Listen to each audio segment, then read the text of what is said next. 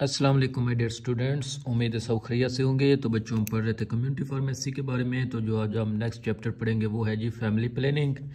जो family planning है ना, ये एक काफ़ी काफ़ी अपना आसान सा टॉपिक है।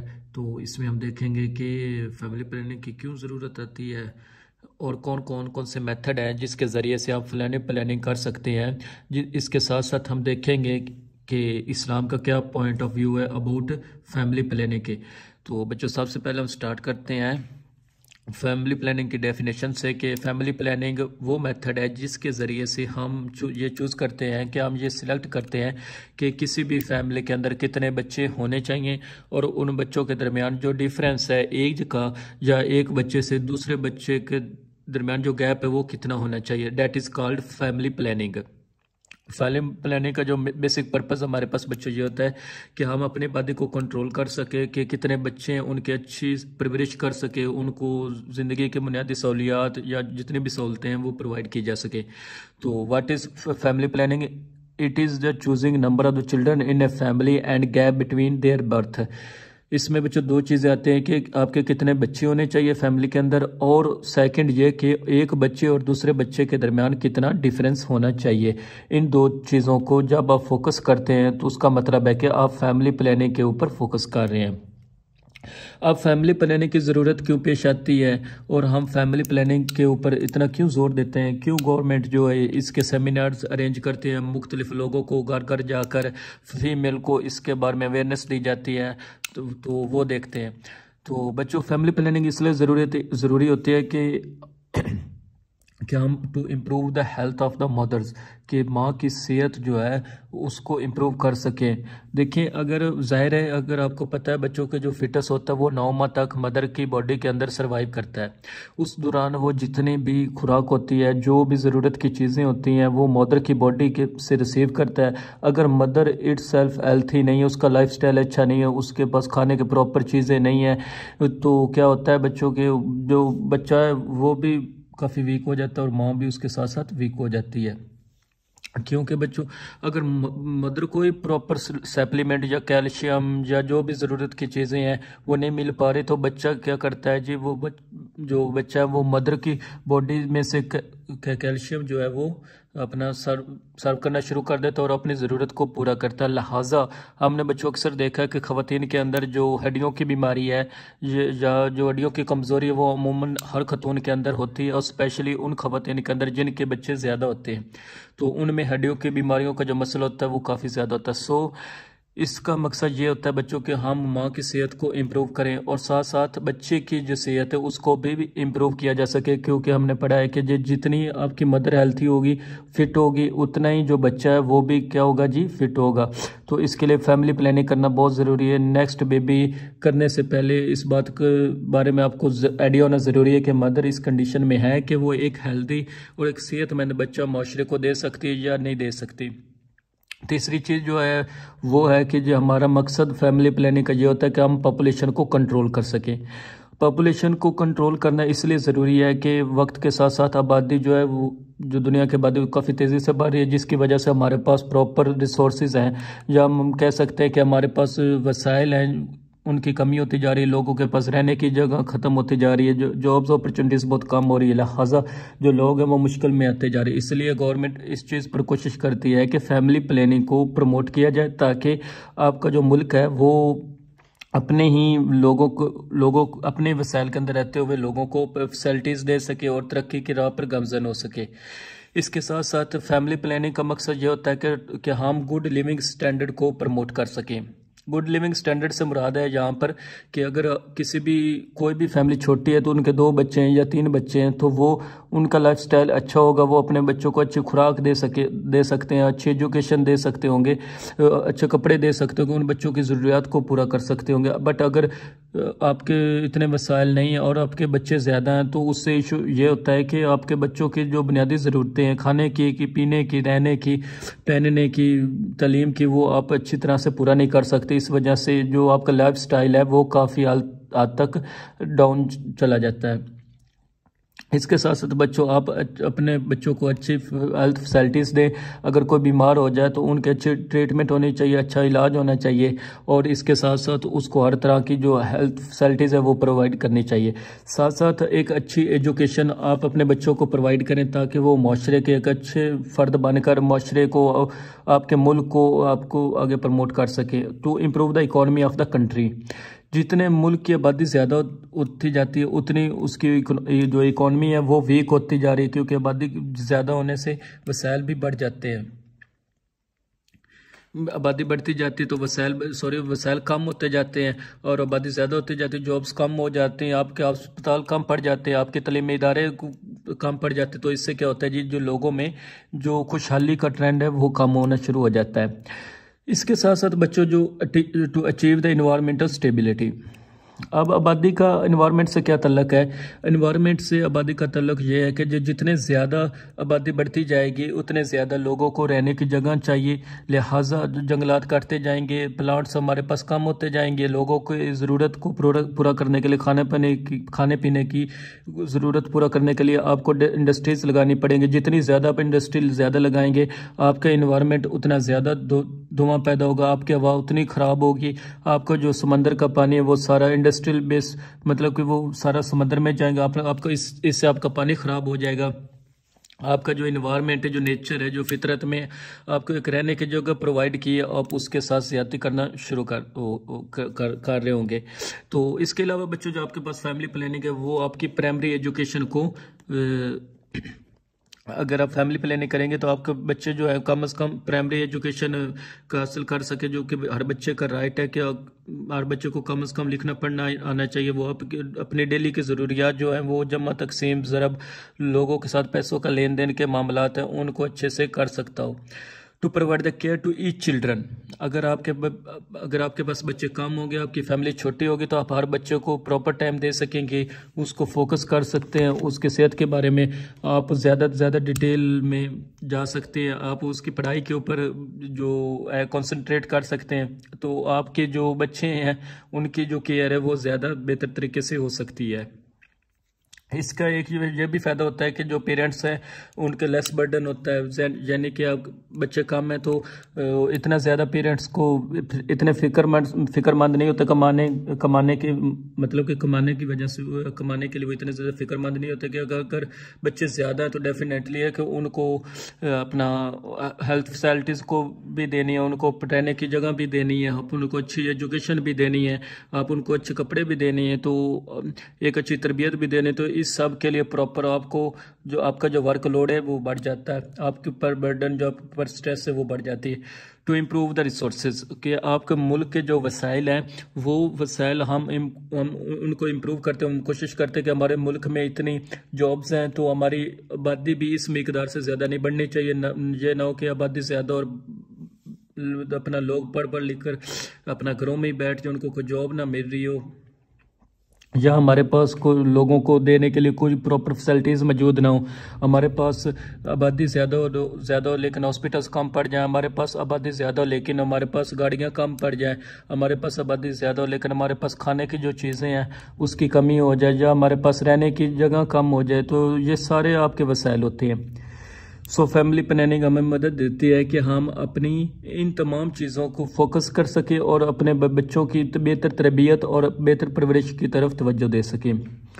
तो उसके बाद हमारे पास आता है जी कि इस्लाम इस पॉइंट ऑफ व्यू से क्या कहता है कि फैमिली प्लानिंग करनी चाहिए या नहीं करनी चाहिए।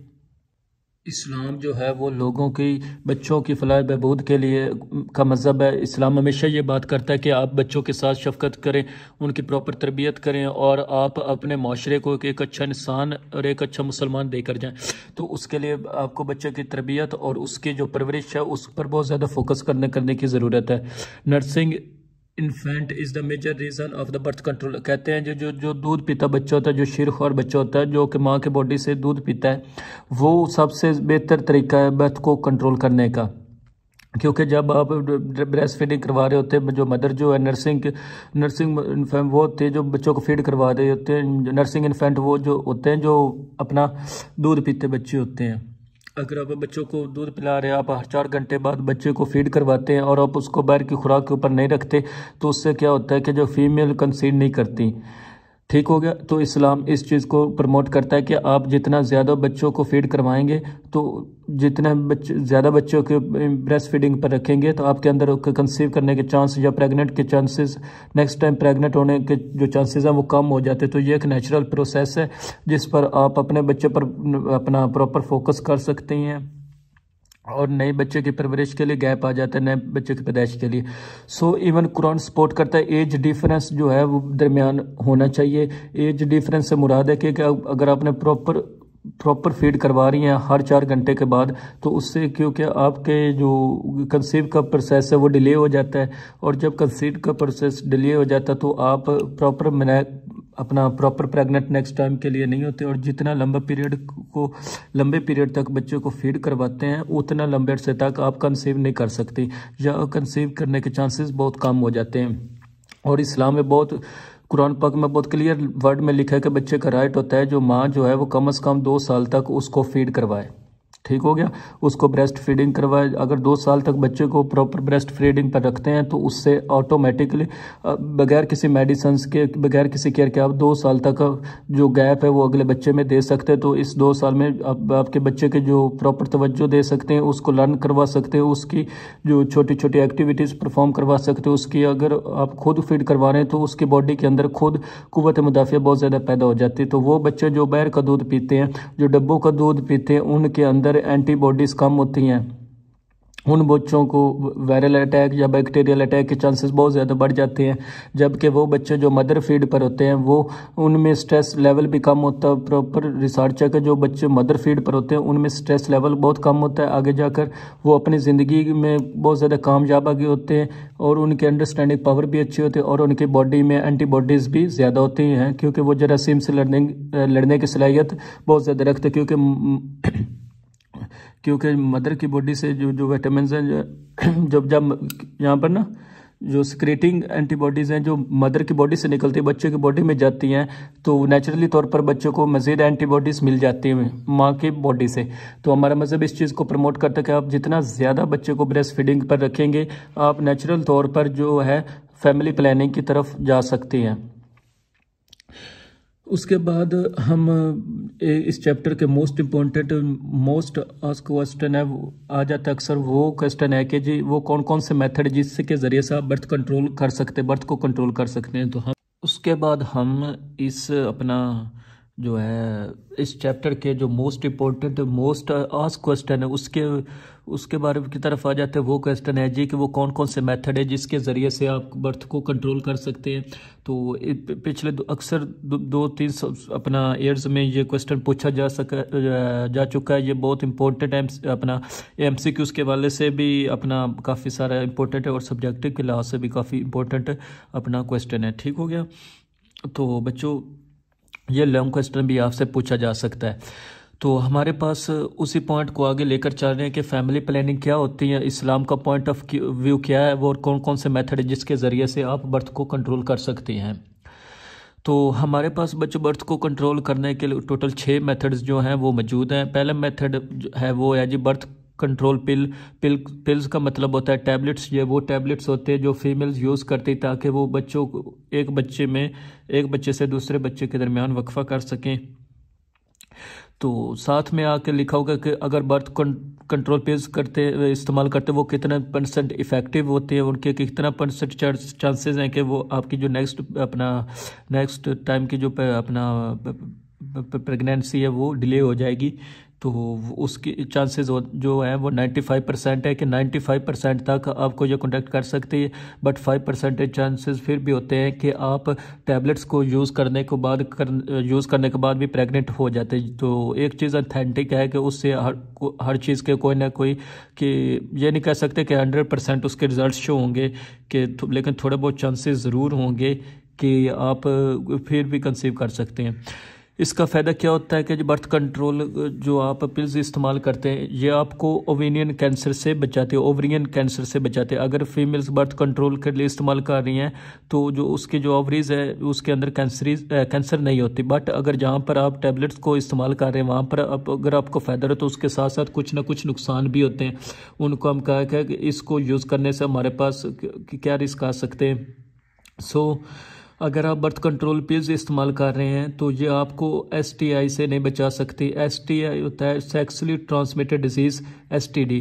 कि अगर आपके पार्टनर को कोई ऐसी बीमारी है जो कि आपके जो सेक्सुअल पार्टनर है उसको कोई ना कोई ऐसी बीमारी है जैसे कि एड्स है या फिर हेपेटाइटिस है, तो इस तरह की अगर कोई बीमारी है तो अगर आप बर्थ कंट्रोल पिल्स इस्तेमाल करें तो वो बीमारी आपके पार्टनर से आप तक ट्रांसफ़र हो सकती है। तो ये जो मेडिसिन्स हैं ये आपको इस तरह की बीमारियों से प्रिवेंट नहीं करती। सेकंड मेथड जो हमारे पास आता है वो है जी सर्वाइकल कैप। सर्वाइकल कैप क्या होती है? ये एक छोटी सी कह लें कि कैप नुमा एक स्ट्रक्चर होता है, ठीक हो गया। ये जिलेटिन सॉफ्ट से बना होता है जिसको आप मेल के पिनस के ऊपर अटैच करते हैं या इसको आप रिप्रोडक्टिव ऑर्गन के अंदर रखते हैं और ये हमें 60 से 80% तक क्या करता है, प्रोटेक्ट करता है। लेकिन चांसेस होते हैं कि इसके आप दोबारा प्रेग्नेंट हो सकते हैं। ये अगर हम इस्तेमाल करते हैं तो ये हम 1 से 2 साल एक सर्वाइकल कैप एक बार एक सर्वाइकल डालें रिप्रोडक्टिव ऑर्गन्स का तो 1 साल से 2 साल तक प्रोटेक्ट कर सकते हैं। तो इसका भी नुकसान यही है कि हम इससे भी आप सेक्सुअली ट्रांसमिटेड डिसीज से नहीं बच सकते कि आपको कोई ना कोई ऐसा अपना डिजीज़ हो सकती है। तो तीसरा जो है वो है जी हमारे पास कॉन्सेप्टिव इंजेक्शन। ये अक्सर MCQs में पूछा जा सकता है कि वो कौन सा अक्सर ना बच्चों MCQs में अक्सर पूछा जाता है कि वो कौन सा ऐसा मेथड है जिसकी सबसे ज़्यादा परसेंटेज इफेक्टिवनेस ज़्यादा है। तो वो है आपके पास कॉन्ट्रासेप्टिव इंजेक्शन। ये क्या होते हैं? ये प्रेगनेंसी को कंट्रोल करने वाले इंजेक्शंस होते हैं। अब पिल्स को अगर आप देखें, टैबलेट्स को अगर देखें तो उनकी जो इफेक्टिवनेस है वो 95% है, जबकि इंजेक्शंस का जो इफेक्ट है वो 99% है। तो सबसे जो ज़्यादा सेफ तरीका आपके पास है या जिसमें आपको प्रॉपर आपके वो चांसेस है कि आप प्रेगनेंट नहीं होते वो है जी कॉन्ट्रासेप्टिव इंजेक्शंस। क्यों? इसके रीज़न ये है कि जब आप इंजेक्शन लगाते हैं तो जो आपके पास ड्रग है वो ड्रग आपके ब्लड के अंदर जाती है डायरेक्ट, और जो चीज़ आपके डायरेक्ट ब्लड के अंदर जा रही है वो आपको ज़्यादा बेहतर और ज़्यादा फर्स्ट इफेक्ट जो है वो प्रोवाइड करती है। तो ये आप MCQs के हवाले से भी याद रखेंगे कि जो इफेक्टिवनेस है वो 99% है कॉन्ट्रासेप्टिव की, बाकी सब की निस्बत। इसको अगर आप इंजेक्शंस लेते हैं तो ये आपको 1 से 3 माह तक प्रोटेक्ट कर सकते हैं। उसके बाद आपको कोई और इंजेक्शन या कुछ और करवाना पड़ेगा क्योंकि मज़ीद मंथ के लिए प्रेगनेंसी को कंट्रोल करने के लिए। बट ये इंजेक्शन भी आपको पार्टनर से होने वाली जो सेक्सुअली ट्रांसमिटेड डिसीज़ है उससे प्रिवेंट नहीं करते। उसके बाद हमारे पास आ जाता है जी डायाफ्राम। ये क्या होता है जी? ये डायाफ्राम बेसिकली आप कह सकते हैं कि जी ये भी एक किस्म का अपरेटस होता है। ये एक छोटा सा आला होता है जो कि आप फीमेल की बॉडी के अंदर एंटर करते हैं और इसके अपना इसकी पिक्चर जाकर आप YouTube या गूगल वगैरह पर चेक कर सकते हैं तो उसको आपने काफ़ी आइडिया हो जाएगा कि कैप्सुलुमा स्ट्रक्चर्स होते हैं जो कि फ्लेक्सिबल होते हैं और इनको हम अपनी बॉडी के अंदर इंसर्ट करते हैं और ये हमारी बॉडी के अंदर जब इंसर्ट करते हैं तो ये ना अपना जो स्पर्म्स हैं उनको एग के साथ फर्टिलाइज होने से या अटैच होने से रोकते हैं। तो इसकी इफेक्टिवनेस जो है वो आपके पास 80% होती है। अगर हम एक दफ़ा डायफ्राम इंसर्ट कर लेते हैं तो इंसर्ट करने के बाद 1 से 2 साल तक प्रोटेक्शन प्रोवाइड कर सकता है प्रेग्नेंट होने से। बट ये भी आपको सेक्सुअल ट्रांसमिटेड जो डिजीज़ है उनसे नहीं बचाता। जो 5 मेथड है बच्चों आपके पास वो है जो इंट्रा यूट्रीन डिवाइसेज। इन डिवाइसेस के जो आपके पास इफेक्टिवनेस है वो 96% आती है और ये इसका फ़ायदा बच्चों ये होता है कि ये आपको 1 साल से लेकर 10 साल तक प्रोटेक्शन प्रोवाइड कर सकते हैं। तो ये भी पूछा जा सकता है कि आपसे कि कौन सा मेथड है ऐसा है जो को आपको long term pregnancy long term protection provide कर सकता है या काफ़ी लंबे अरसे तक प्रेगनेंसी से प्रोटेक्ट कर सकता है। तो वो है जी इंट्रा यूट्रीन डिवाइस। अब इन डिवाइसेस को इंसर्ट करना हमारे लिए आसान नहीं होता है। इसके लिए प्रॉपर सर्जिकल प्रोसीजर होता है और सर्जिकल प्रोसीजर के ज़रिए से ये डिवाइसेस जो है आपके जो अपना यूटिलिटरी ऑर्गन्स उनके अंदर प्रोवाइड की अपना इंसर्ट की जा सकती हैं। जो और जितना गैप चाहिए कंसीड करने के लिए आप उतना गैप ले सकते हैं। अगर 1 साल चाहिए, 2 साल चाहिए, 3 साल चाहिए तो तब तक आप इसको बॉडी में अंदर रख सकते हो। उसके बाद आप बॉडी से रिमूव भी करवा सकते हैं। बट आपको इंसर्ट करवाने के लिए भी डॉक्टर की मदद लेनी पड़ती है और आपको इसको बॉडी से रिमूव करवाने के लिए भी डॉक्टर की मदद लेनी पड़ती है। जबकि अब इसके अलावा बाकी जितने भी मेथड्स हैं उन सब को आप घर पर खुद भी कर सकते हो। उसके लिए आपको प्रॉपर किसी क्लिनिक के ऊपर जाने की या किसी सर्जिकल प्रोसीजर की ज़रूरत नहीं होती। तो इंट्रायूट्राइन डिवाइस जो है ये 96% आपको प्रोटेक्शन प्रोवाइड करती है और इसको आप 1 से 10 साल के लिए इस्तेमाल कर सकते हैं। आपकी मर्ज़ी है कि आप 1 साल का डिफरेंस रखना है, 4 का रखना है, 6 का रखना है, 10 साल का डिफरेंस रखना है, वो आप पर डिपेंड करता है। और ये आपको सेक्सुअली ट्रांसमिटेड डिजीज़ से नहीं बचा सकते। ठीक हो गया। अब तक हमने बच्चों जितने भी मेथड पढ़े उनसे कोई भी मेथड ऐसा नहीं है जो आपके सेक्सुअली ट्रांसमिटेड डिजीज़ से बचाता हो, सिवाय हमारे लास्ट मेथड के। वो है जी मेल कॉन्डम्स। ये कह सकते हैं कि फ्लेक्सिबल कैप्स होती हैं जो कि हम जो मेल्स हैं उनके पेनिस के ऊपर अप्लाई करते हैं। ठीक हो गया। ये क्या करते हैं कि जी ड्यूरिंग इंटरकोर्स स्पर्म्स को फीमेल की बॉडी तक जाने से रोक देते हैं, लेकिन इनकी जो इफेक्टिवनेस है वो सिर्फ 86% होती है। तो इसको इस्तेमाल करने के बावजूद चांसेस होते हैं कि जो फीमेल्स कंसीड कर सकते हैं कि वजह यह है कि बहुत बारीक होते हैं, इनकी पतली सी मेम्ब्रेन होती है और जब इसको मेल के कंडम पर पेनिस के ऊपर अप्लाई करते हैं तो ड्यूरिंग जो इंटरकोर्स है उसमें चांसेस होते हैं कि जी कहीं से ये लीक हो सकता है या इसकी मेकिंग हो सकती, लीकिंग हो सकती है। आपने गौर नहीं किया, उसको कोई होल मौजूद था या ड्यूरिंग इंटरकोर्स के अंदर ये जो स्पर्म्स है वहाँ से लीक हो सकते हैं। लीकेज की वजह से फीमेल के बॉडी में ट्रांसफ़र हो जाते हैं। तो इसमें चांसेस होते हैं कि कंसीव करने के। तो अगर ये आपने इस्तेमाल करते हैं तो इसका फ़ायदा ये होता है कि ये आपको सेक्सुअली ट्रांसमिटेड डिजीज़ से बचाता है। तो जो HIV है या एड्स के पेशेंट्स हैं तो वो लोग इस ड्यूरिंग इंटरकोर्स इन चीज़ों का ज़्यादातर इस्तेमाल करते हैं ताकि दूसरे जो सेक्सुअल पार्टनर बाद उसके तक ये वाली डिजीज़ ना पहुंच सके। तो ये एक ऐसा तरीका है जो कि आपको ओवर द काउंटर अवेलेबल होता है। ओवर द काउंटर का मतलब है कि आप फार्मेसी पर जाकर डॉक्टर को कहें कि हमें ये चाहिए तो वो आपको बगैर किसी प्रेस्क्रिप्शन के ये उठाकर दे देते। इसको लिए आपको किसी प्रेस्क्रिप्शन की या फिर किसी डॉक्टर की परमिशन की ज़रूरत नहीं होती। तो इसको यूज़ करना भी आसान होता है।